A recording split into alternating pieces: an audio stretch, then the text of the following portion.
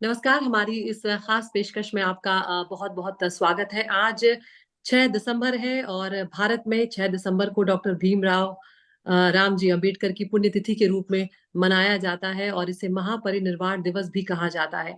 बौद्ध अनुयायी जो हैं, उनके अनुसार डॉक्टर अम्बेडकर ने जिस तरह के काम किए थे, अपने कर्मों से उन्होंने निर्वाण प्राप्त कर लिया था और यही वजह है कि उनकी पुण्यतिथि को महापरिनिर्वाण दिवस के रूप में मनाया जाता है, देश भर में मनाया जाता है और दुनिया भर में उन्हें याद किया जाता है। किस तरह से संविधान के आधार स्तंभ वो थे, उसके लिए जो उनका योगदान था, उसको याद किया जाता है। तो समाज में जो व्याप्त रहा छुआ-छूत, दलितों, महिलाओं और मज़दूरों से भेदभाव जैसी कुरीति के खिलाफ जिस तरह से उन्होंने आवाज़ उठाई, जिस तरह से लड़ाई लड़ी और खुद वो सब झेलने के बाद वो उस मुकाम पर पहुँचे थे कि वो उनके खिलाफ आवाज़ उठा पा रहे थे, जो लगातार भेदभाव उनके साथ कर रहे थे और इसीलिए बाबा साहब को भारतीय संविधान का आधार स्तंभ माना जाता है। तो हमने भारत में उनको लेकर चर्चा की है कि किस तरह से आज भी वो कितने मौजू हैं और कितनी जो चीज़ें उन्होंने की हैं, जो चीज़ें उन्होंने कही हैं, वो कितनी आज भी रेलेवेंट है। हमारे साथ आज एक बेहद ख़ास मेहमान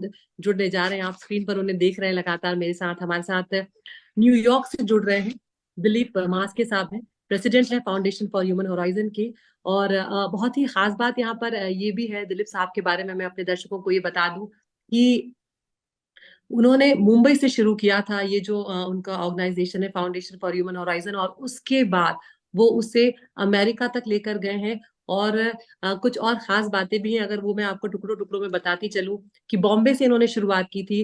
बॉम्बे में 1995 में इस संस्था की इन्होंने स्थापना की थी और उसके बाद आईआईटी बॉम्बे से इन्होंने पढ़ाई की हुई है, Tata institution of social sciences से इन्होंने पढ़ाई की हुई है और जहां पर खुद बाबा साहब अम्बेडकर प्रिंसिपल थे और जहां पर उन्होंने बहुत भेदभाव भी झेला था आपको अच्छे से याद होगा उस गवर्नमेंट लॉ कॉलेज में भी दिलीप साहब ने पढ़ाई की हुई है और हार्वर्ड यूनिवर्सिटी में अभी हार्वर्ड में सीनियर एग्जीक्यूटिव फेलो ये हैं और करीब 2 दशकों से अब दिलीप साहब जो है वो अमेरिका में। दिलीप साहब आपका बहुत बहुत शुक्रिया यहाँ पर हमसे जुड़ने के लिए हमसे ये बातचीत करने के लिए और आज का दिन आप समझ सकते हैं बेहद खास है और चूंकि आप भी लंबे वक्त से उन पर काम कर चुके हैं तो सिर्फ आपके लिए नहीं हमारे लिए भी बेहद खास है। तो सबसे पहले मैं आपसे यही बात करना चाहूंगी कि यूनाइटेड नेशंस में भारत जैसे बर्थ एनिवर्सरी जो है उनकी वो भी हमने देखा कि शुरू की गई थी तो दुनिया भर के जो लोग हैं वो आते हैं। किस तरह से सिर्फ भारत ही नहीं दुनिया भर में बाबा साहब का प्रभाव है वो आपको देखने को मिला आज परिनिर्वाण दिवस पर उनके बारे में और उनके प्रयासों के बारे में बात करना जरूरी भी है और मुझे लगता है शायद दिलीप साहब आज की जरूरत भी है। बिल्कुल। सबसे पहले मैं आपका, आदित्य मैडम और आपकी टीम का और पूरे एनडीटीवी का काफी शुक्रगुजार हूँ कि सालों से आपने बाबा साहब अम्बेडकर के जो थॉट्स है, फिलॉसफी है, उसको हमेशा हमेशा दर्शकों तक पहुंचाया हुआ है। सो बहुत बहुत धन्यवाद। और आज आपने जो ये प्रोग्राम रखा है उसके लिए भी काफी काफी सारे अम्बेडकराइट एंड एनआरआई की तरफ से धन्यवाद। तो आपको जैसे बताया गया है पहले कि हम लोगों ने 1995 में हमारी जो नॉन प्रॉफिट ऑर्गेनाइजेशन थी दामनगर स्लम से चालू की थी। बाबा साहब की जो आइडियोलॉजी थी कि एजुकेट।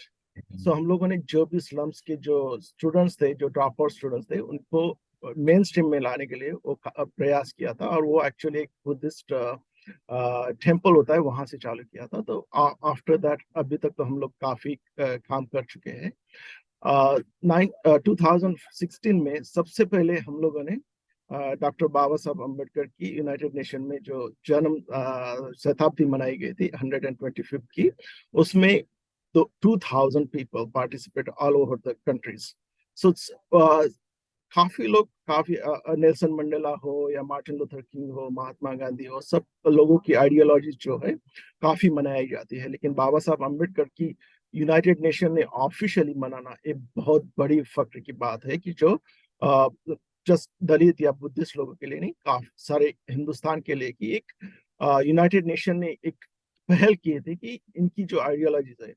और मेन कारण ये है कि अगर आप यूनाइटेड नेशन का कॉन्स्टिट्यूशन देखें, प्रियम्बल देखें, और बाबा साहब अम्बेडकर की जो कॉन्स्टिट्यूशन की प्रियम्बल देखें, एक एकदम मैच होती है। तो कॉन्स्टिट्यूशन से सबसे पहले बना था, उसके बाद यूनाइटेड नेशन की जो प्रियम्बल बनी थी। तो आप समझ सकते हैं कि कितना बड़ा योगदान उनका यूनाइटेड नेशन के लिए रह चुका है। तो वो बहुत जरूरी है कि उनका जो 63 सब्जेक्ट में जो उनकी मास्टर की थी, 9 सब्जेक्ट में जो उनकी मास्टर की थी, उन्होंने उनका जर्मन का पीएचडी एडमिशन हुआ था, वो जर्मन में लिखा था उनका application. So he was like a master that time. जैसे पहले बताया गया है कि उस टाइम पे जो अपर कास्ट लोग थे वो बीए पास भी नहीं किया होता था, तो वो बीए अनफिनिश बोल के लिखते थे, ट्राई राइट। और उस टाइम पे उन्होंने दो दो तीन तीन मास्टर्स करके पीएचडी करके उसको एकदम एक्सपर्ट हो गए थे। तो जरूरी है कि उनका जो सबसे वैल्यूएबल लेसन जो थ्रू आउट यूनाइटेड नेशन हो, वर्ल्ड बैंक हो, यूएस कांग्रेस हो, वो है एजुकेट करना। हर वुमन हो या दलित हो या anyone in the society must have education, and education of quality education, वो सबसे जरूरी है।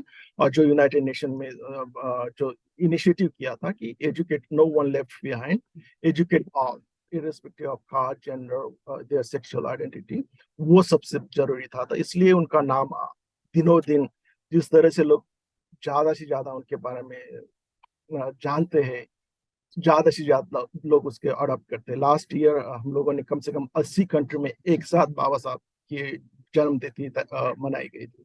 तो उनका इन्फ्लुएंस अभी बढ़ता ही जा रहा है। बिल्कुल। और जब हम उनके इन्फ्लुएंस की बात करते हैं दिलीप साहब, तो यहाँ पर ये भी बहुत महत्वपूर्ण हो जाता है, क्योंकि करीब 2 दशकों से आप वहां पर हैं। अमेरिका में भारतीयों की तादाद करीब 50 लाख तक अब पहुंच गई, और हम देख रहे हैं कि तादाद लगातार वहां पर बढ़ती जा रही है। तो ऐसे में किस तरह का भेदभाव झेलना पड़ता है यहाँ पर? आप करीब 2 दशकों से वहां पर हैं, तो आप अपने अनुभव भी बताएं, और ये भी बताएं कि भारतीयों के लिए किस तरह की मुश्किलें हैं अगर हम कास्ट डिस्क्रिमिनेशन के बारे में बात करें, या किसी भी तरह के डिस्क्रिमिनेशन के बारे में बात करें, तो किस तरह के अनुभव रहे हैं आपके पिछले 20 सालों में? बिल्कुल। और मेरा सबसे बड़ा एक्सपीरियंस जब मैं इंडिया में था तो कास्ट डिस्क्रिमिनेशन के ऊपर था, वो खैरलांगी का। सो जहाँ पर खैरलांगी जो मासिकर हुआ था, उसमें हम लोगों ने काफी एडवोकेसी किया था इंटरनेशनल लेवल पे। सो उसके बाद तो काफी एक्टिविज्म हुआ था। जब लोग हम यहाँ पर आए तो सबसे पहले हम लोगों ने देखा कि हर कम्युनिटी, उनका हर एक ग्रुप होता है, जो एनआरआई ग्रुप्स हो या आईआईटी का ग्रुप हो। लेकिन ये आईआईटी के जो ग्रुप होते हैं, एलुमनी एसोसिएशन हो, वो खाली अपर कास्ट के ऊपर होते हैं। मतलब वहाँ का जो चेयरमैन हो, बोर्ड ऑफ डायरेक्टर्स हो, सबके सब वो अपने जो पहचान वाले हो या नॉर्मली अपर कास्ट हो, उनके उनके अंदर ही होता है। तो हम लोगों ने काफी ट्राई किया, मैं भी आईआईटी से पढ़ा हूँ, हार्वर्ड से पढ़ा हूँ, कि इन लोगों को ब्रेक करे। कि हम लोग भी, मैंने भी नॉमिनेशन फॉर्म भरे थे कि आईआईटी के चेयरमैनशिप पे जो अलुमनी एसोसिएशन में हम लोगों को चांस मिले, लेकिन होता नहीं। तो क्या हो जाता है कि जो सोशल डिस्क्रिमिनेशन तो काफी मैरिजेस या टेम्पल एंट्री उसके सीमित है, लेकिन जो इकोनॉमिक एम्पावरमेंट है उसमें काफी डिस्क्रिमिनेशन होता है। कि यूएस इंडिया का बिजनेस एसोसिएशंस, जो भी चेम्बर्स ऑफ कॉमर्स होते हैं, उसमें अभी भी काफी अपर कास्ट लोगों का दबदबाव है। तो हम लोगों को तो चांस ही नहीं मिलता वहां पर मीटिंग्स अटेंड करने। इवन अगर प्राइम मिनिस्टर आ जाते तो हम लोगों को बुलाया नहीं जाता है। इवन व्हाइट हाउस में मैं काम कर चुका हूँ, लेकिन व्हाइट हाउस की जो टीम, जो पीएम मोदी और बाइडेन आए थे, उन लोगों, उनमें एक भी दलित को बुलाया नहीं था। तो ये वो जो डिस्क्रिमिनेशन सिस्टम लेवल पे है वो कंटिन्यूअस है यहाँ पर। सिस्टम जो क्रिमिनल डिस्क्रिमिनेशन है वो यहाँ ज्यादा नहीं होता है, कि जो इस तरह से हेडलाइन जो हो वो टाइप का नहीं है। लेकिन अभी जो सबसे बड़ी डिफिकल्टी हम लोगों को हो रही है कि जो आरएसएस या जो हिंदू डोमिनेटेड ग्रुप्स है, वीएचपी ग्रुप्स है, उनका एक्सपांशन इतना जोरों से हुआ है कि जब मैं यहाँ था तो वहां पर कम से कम 100 अराउंड एजेंसीज थी जो वीएचपी आरएसएस से डायरेक्टली लिंक थे। अभी कम से कम 2500 एजेंसीज है जो हर वीक मिलते हैं हर। और उसमें नॉर्मली हम लोगों को एंट्री नहीं होता है। और जो टेम्पल्स है, टेम्पल्स पूरे विश्व भर में काफी, न्यू जर्सी में सबसे बड़ा टेम्पल बना हुआ है जो मेरे 2 मिनट घर से पास में है, लेकिन हम लोग को उसमें बुलाया नहीं जाता जो मीटिंग्स होती है। तो जो डिस्क्रिमिनेशन है जो इंडिया में हो रहा था, उसको अभी काफी जोरों से उन्होंने यहाँ पर चालू किया हुआ है। तो हम लोग को तो पहले से ही चाहते थे कि जब हम लोगों ने बाबा साहब का यूनाइटेड नेशन में जन्म तिथि मनाया था, तो सबसे पहले हम लोगों ने जो ब्राह्मण हो या अपर कास्ट हो उनको बुलाया था, उनको शामिल किया था। तो हमारे इवेंट्स में हम हमेशा सब भारतीयों को बुलाते हैं, लेकिन जो उनके इवेंट्स होते हैं वो काफी लिमिटेड होते हैं। तो वो डिस्क्रिमिनेशन, सोशल डिस्क्रिमिनेशन अभी भी काफी स्ट्रांग से है। इसीलिए हम लोगों ने आपने बोला कि ना जो कास्ट लेजिस्लेशन हम लोग ट्राई कर रहे हैं उसको चालू किया। जी दिलीप जी, यहाँ पर मैं ये भी आपसे समझना चाह रही हूँ, जब आप ये भेदभाव की बात बता रहे हैं तो उसमें भारतीय समुदाय के लोग भी शामिल हैं और अमेरिका के लोग भी शामिल हैं, या आप दूसरे देशों के लोग भी शामिल हैं, या ज्यादातर भारतीय हैं या ज्यादातर अमेरिकन है? आप अगर वो थोड़ा सा उसको लेकर तस्वीर साफ कर पाए। बिल्कुल, सब मोस्टली तो डिस्क्रिमिनेशन जो होता है वो अपर कास्ट, जो सबसे पावरफुल, जो मनी, जिनके पास ज्यादा बिजनेसेस या मनी होता है, रिसोर्सेज होता है, वही लोग करते हैं। तो वो जो इन्फ्लुएंस करते हैं कि अगर यूएस इंडिया बिजनेस एसोसिएशन है, काउंसिल हो, राइट, सो उसमें वो हमेशा व्हाइट लोगों को भी लेते हैं। तो अभी क्या हुआ है, नया ट्रेंड, जब से मोदी जी और ट्रम्प का मीटिंग हुआ था, तब से काफी व्हाइट सुप्रीमिस्ट जो होता है और जो हिंदू सुप्रीमिस्ट होता है, उनका मिलन काफी जोरों से हो रहा है। काफी संगठन काफी जोरों से बढ़ा हुआ है। तो उसके कारण जो इंडिया में जो सुप्रीमिस्ट ग्रुप थे, हिंदू एक्सट्रीमिस्ट जो बोला जाता है, और जो व्हाइट एक्सट्रीमिस्ट होते हैं, तो वो फैल गया है। तो अगर उदाहरण देना हो, तो अगर जो राजा कृष्णमूर्ति जो हमारा कांग्रेसमैन है यूएस में, हिंदू डोमिनेटेड, हिंदू कास्ट से, वो कभी भी हम लोगों को मीटिंग नहीं देगा। वो हमेशा उन लोगों को मीटिंग देगा। Even though he is a public servant, he will not do it. Even the जो भी जयपाल या जो अरोक खन्ना, जो भी इंडियन डिसीजन जो कांग्रेस में है, वो हमेशा हमेशा हम लोगों को डिस्क्रिमिनेट करते हैं। उनको मीटिंग नहीं करेंगे, किसी प्रोग्राम में नहीं आएंगे। दिवाली के लिए उन्होंने न्यूयॉर्क में दिवाली एकदम बड़ी धूमधाम से मनाई जाती है, लेकिन उस दिवाली को हम लोग जब अम्बेडकर का या बुद्धिस्ट एसोसिएशन का कुछ इवेंट करो, तो उसमें वो लोग हमेशा ब्लॉक करते हैं, क्योंकि जो पॉलिसी मेकर है उसके आजू बाजू काफी अपर कास्ट डोमिनेटेड लोग होता है। तो डिस्क्रिमिनेशन नॉर्मली चालू होता है इंडियन लोगों से, लेकिन वो स्प्रेड आउट होता है, जैसे कि व्हाइट सुप्रीमेसी ग्रुप हो जो काफी स्ट्रांग है आजकल, तो वो लोग हम लोग को डिस्क्रिमिनेशन करते हैं। एग्जाम्पल देना होता, जब इंडियन गवर्नमेंट के जो हायर ऑफिसर थे, उन्होंने अंबेडकर का जो जयंती हम लोगों ने चालू किया था यूनाइटेड नेशन में 2018 में, स्टॉप करने की प्रयास किया था। तो उन्होंने फिर जब मैंने अपोज किया, फिर प्राइम मिनिस्टर को लिखा, हम लोगों ने काफी ज्यादा दौर से एडवोकेसी किया था। तो उसके बाद उन्होंने स्टॉप किया, लेकिन फिर वो जो ऑफिसर्स थे, उन्होंने मेरा जो व्हाइट बॉस था उसको कॉल करके दे ऑलमोस्ट फायर मी।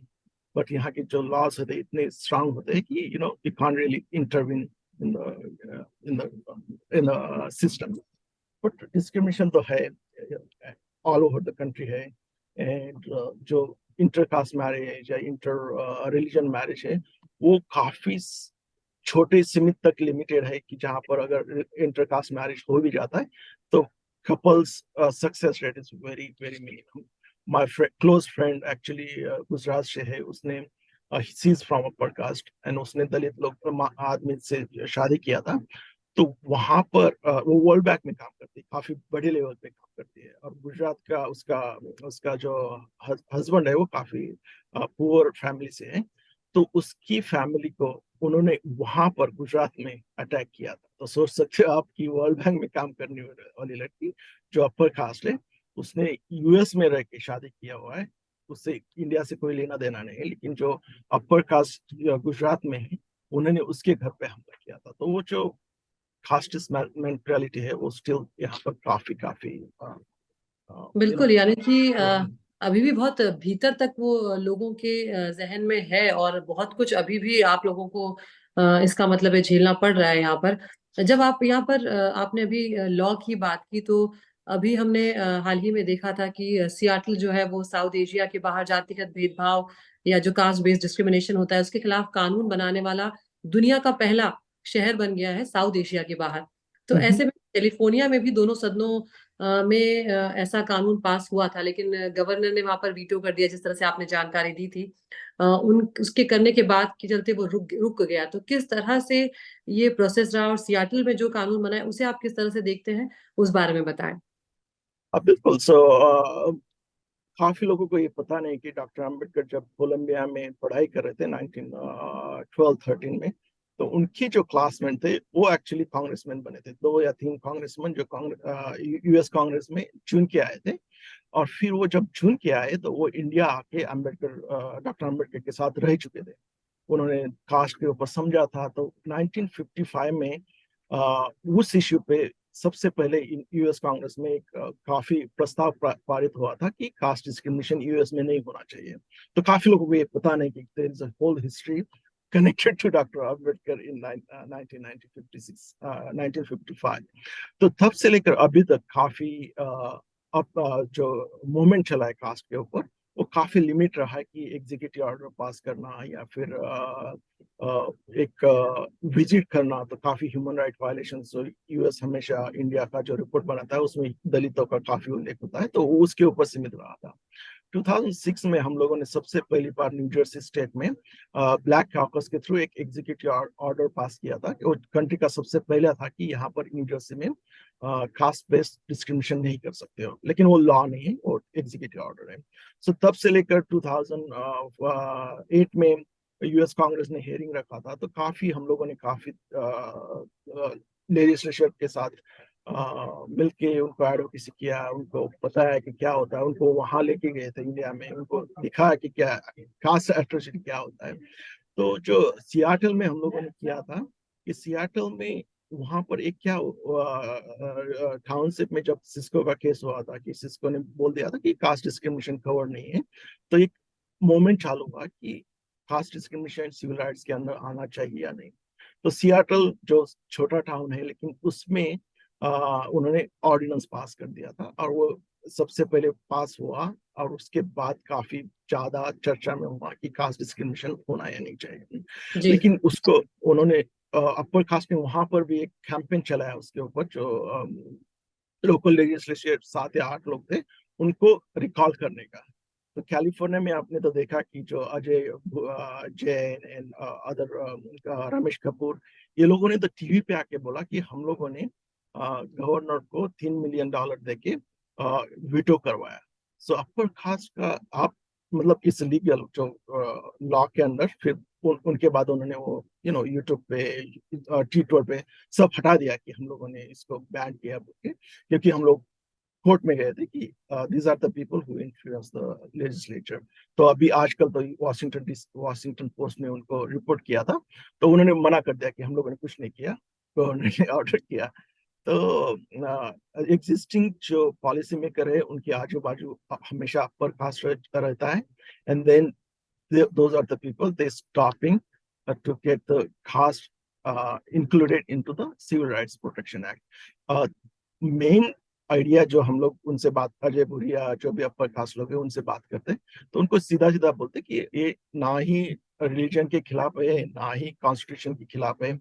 अम्बेडकर ने 76 ईयर्स पहले हम लोगों ने कास्ट के ऊपर इंडिया में लॉ किया था, और जी इट्स वेरी सक्सेसफुल। तो यहाँ यूएस में क्या प्रॉब्लम है, दे बिल्कुल। Don't understand that. या दिलीप जी, जब आप इस तरह का डिस्क्रिमिनेशन देखते हैं, और आपने सालों से काम किया है, आपने भारत में भी वो चीज देखी है जब आपने इस संस्था की स्थापना की थी, और आपने वहां जाकर भी संस्था को आगे बढ़ाया है। इसके जरिए आप बहुत कोशिशें वहां पर कर रहे हैं इस तरह के डिस्क्रिमिनेशन से, इस तरह के भेदभाव से लड़ने के लिए।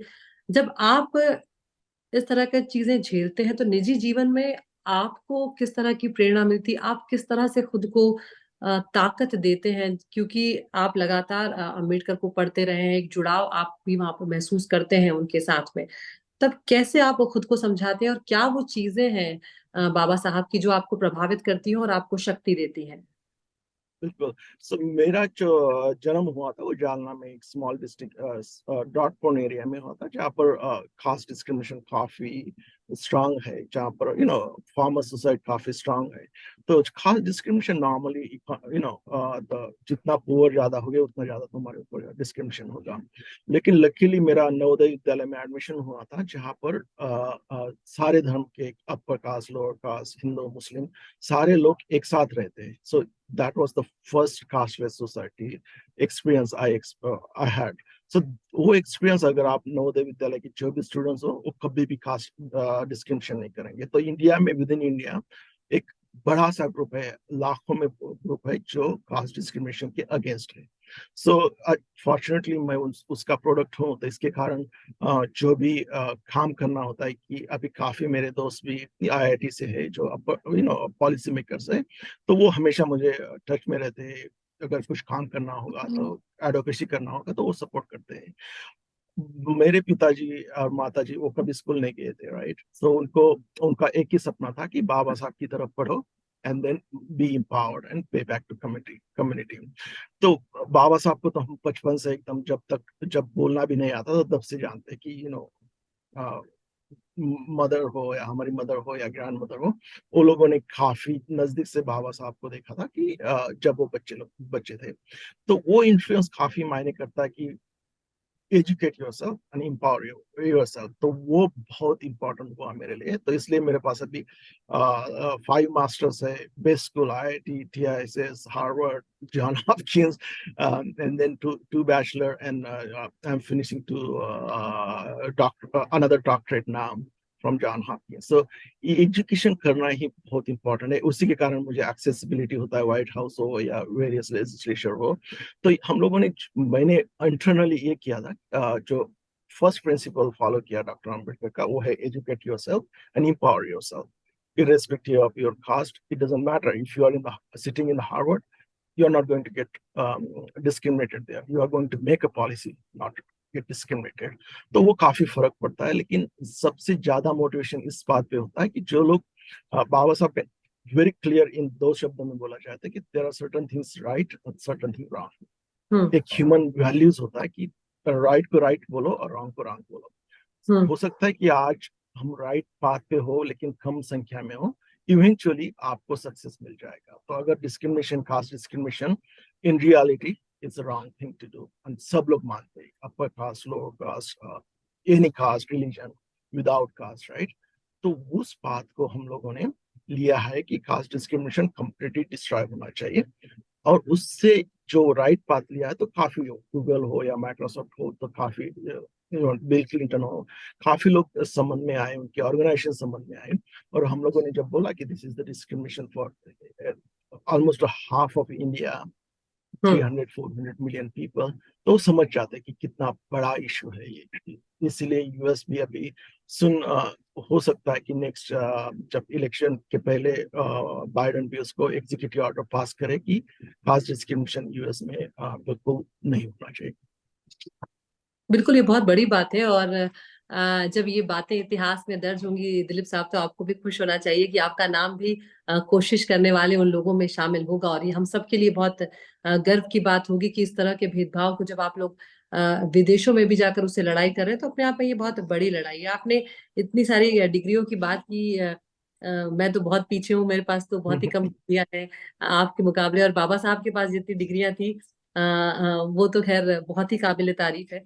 यहाँ पर हम कोलंबिया यूनिवर्सिटी की भी बात करेंगे कि किस तरह से बाबा साहब ने वहां पर पढ़ाई की थी। और हम देख रहे थे कि कोलंबिया विश्वविद्यालय ने उनकी जो थीसिस थी उसके लिए पीएचडी से उन्हें सम्मानित भी उन्हें वहां पर किया गया था। और जिसे बाद में ब्रिटिश भारत में प्रांतीय वित्त का विकास शीर्षक के तहत एक पुस्तक के रूप में भी प्रकाशित वहां पर किया गया था, जो अपने आप में बहुत बड़ी बात है। तो अब ऐसे में जब कोलंबिया यूनिवर्सिटी में उन्होंने पढ़ाई की थी, वहां पर भी उनको सेलिब्रेट किया जाता है, उनकी विचारधारा को याद किया जाता है। और उनकी विचारधारा को मानने वाले लोग भी हैं वहां, उनके बारे में जानते हैं। तो जब हम ये बात कर रहे हैं, तो उस बात को भी बताएं कि कितना ये महत्वपूर्ण हो जाता है कि भारत के इतिहास से निकलकर कहाँ तक उन्होंने जगह बनाई, और ऐसे वक्त में जगह बनाई है जब वक्त बहुत आसान नहीं था। बिल्कुल। कोलंबिया यूनिवर्सिटी का एक सबसे बड़ा कंट्रीब्यूशन अम्बेडकर के तरफ रहा है कि 2000 में उन्होंने the one of the most influential person of the century 100 years में कोलंबिया यूनिवर्सिटी ने किसी को अगर माना है तो वो डॉक्टर अम्बेडकर है। तो वो बहुत बड़ा, मतलब आप मार्टिन लूथर किंग को लीजिए, नेल्सन मंडेला, महात्मा गांधी, इन लोगों के ऊपर जाके कोलंबिया यूनिवर्सिटी ने थ्रू आउट द वर्ल्ड पोल किया था एंड इंटेलेक्चुअल डिस्कशन किया था। उसके बाद उन्होंने अवार्ड डॉक्टर अम्बेडकर सम्मानित किया कि he is a man of the century. So इतना बड़ा अवार्ड मिलना और रिकॉग्निशन होना किसी भी इंडियन के लिए is like a Nobel prize for him. Columbia University जब से हम लोग यहाँ पर आए हुए, it's a centre of all our activities. उन्होंने काफी वहां पर हम लोगों ने स्टैचू भी लगाया हुआ है एकदम लाइब्रेरी में जहाँ बाबा साहब अम्बेडकर पढ़ाई करते थे। तो एनीवन जो भी कोलंबिया में जाता है, कोई भी पढ़ाई करता है, अपर कास्ट लोअर कास्ट, वो बाबा साहब के सामने से एकदम गेट पे है लाइब्रेरी के, वहाँ उनको देखे बिना नहीं जाता है। तो काफी लोग पूछते कि बाबा साहब, जो लोग को पता नहीं कि डॉक्टर अम्बेडकर कौन है, तो वहीं से डिस्कशन होता है। तो उसके बाजू में हम लोगों ने बाबा साहब अम्बेडकर की जो वॉल्यूम्स है, किताबें हैं, उनके ऊपर एक लाइब्रेरी में पूरा उनके ऊपर किताबें रखी हुई है कि जो अगर इंटरेस्टेड है तो उसके बाद वो सेंटर के बाद इतना सारा थीसिस हुआ है डॉक्टर अम्बेडकर के ऊपर, फॉरेन लोगों ने किया हुआ है कि उनकी जो प्रॉब्लम ऑफ रुपीज हो या सेपरेट इलेक्टोरेट हो या फिर कॉन्स्टिट्यूशन, जिस तरह से मैं आपको बताना भूल गया कि यूएस कांग्रेस में जब सेपरेट इलेक्टोरेट की बात हो रही थी अफ्रीकन अमेरिकन को, तो उसमें कम से कम 6 महीना डॉक्टर अम्बेडकर की आइडियोलॉजी के ऊपर डिस्कशन हुआ था। तो ये सबसे बड़ी बात है कि और किसी देश से, किसी भी डेमोक्रेटिक कंट्री से किसी का नाम नहीं हुआ, लेकिन उनकी जो राइटिंग्स है, थीसिस है, उनको उन्होंने बार बार बार बार उल्लेख किया था कि किस तरह से Ambedkar was in support of separate electorate and क्यों जरूरी है।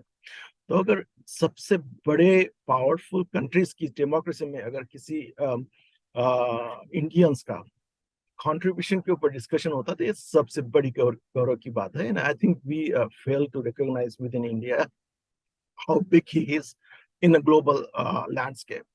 तो हम चाहते हैं कि बाबा साहब का जो वर्ल्ड वाइड फिगर हो, उसको प्रमोट करना एक नॉट जस्ट इंडिविजुअल रिस्पॉन्सिबिलिटी या दलित लोगों की है, ये सारे हिंदुस्तान और सारे इंडियन अमेरिकन इवन गवर्नमेंट्स की रिस्पॉन्सिबिलिटी है।